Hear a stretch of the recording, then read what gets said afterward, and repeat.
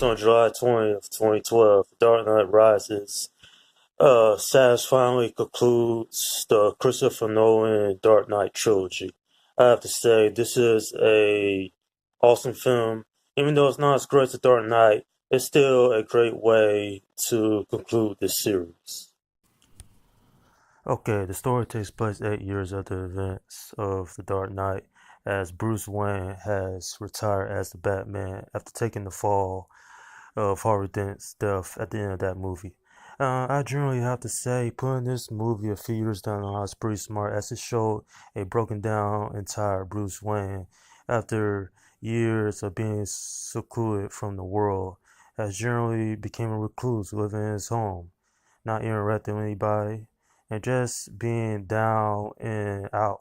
I can't say I blame the guy after all that happened to him in the Dark Knight. Then it makes sense for him to draw away from the world. Everyone did an amazing job in this scene. Tom Hardy as Bane was amazing.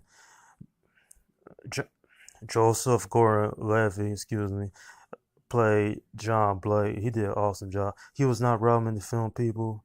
That was an homage to Robin in the comics. Christian Bale returns as Bruce Wayne, Batman. Michael Caine playing Alfred. Gary Oldman playing Commissioner Gordon, and Hathaway coming into the series playing Selena Kyle, Catwoman, and of course Morgan Freeman playing Lucius Fox. And let's not forget the love interest of the film, which is, hold on. Oh, excuse me. The love interest of the film is Marion Corset. I can't pronounce the name right. You have to excuse me on that. Who plays Tyler Al Ghul. It was also awesome to see Liam Neeson reprise the role Ra's al Ghul as well.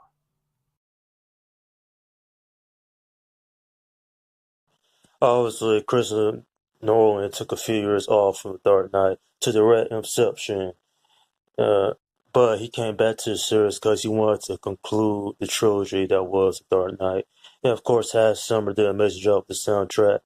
Now, the story is amazing, the acting is great, and the fight scene, the very first fight scene between Batman and Bane is awesome, as they generally just duking it out, no music, just straight fisticuffs. I also love the premise about why do we fall so we get right back up. And this film is good. Not as great as The Dark Knight. I have a few complaints about it. Like there are several plot holes in the film. Like how did Bruce Wayne get back to Gotham City? And how did Bane get his hands so easily on a Russian doctor? Well, you think he'll be morally secluded. But I like the story, and it basically is that Bane has returned to try to destroy Gotham and put Gotham City into a chaos. What the same thing the Joker tried to do in Dark Knight. And where he has a nuclear bomb that goes off in a couple of months. And generally, every story arc from the first film is wrapped up in this film in a nice little bow. Okay, on a scale of 1 to 10, I'm giving this film an 8. This is without doubt one of the best comic book movies that came out in 2012, other than Avengers. Not only was it had a satisfying conclusion, everybody generally think this is a great film, just all around. Now, of course, it's being the second Batman movie that ever grossed over $1 billion, and not only that, it also generally wrapped up this whole story in a nice way. And of course, even though I didn't mention this in my past reviews, the Tumblr was probably one of the best Batman vehicles I've seen in Batman movies. And of course, the Bats, which is obviously the Bat plane or whatever you want to call it. And generally, while Bane is not as great as excuse me, as the Joker was, at least he did a good job for what he had Tom Hardy. Now, one thing I would like have seen in this film is that there been more Batman. This film called The Dark Knight Rises, but you don't see Batman much in this film. Nonetheless, everyone did a phenomenal job to close up this series arc, and it was great. And that's my review of The Dark Knight Rises.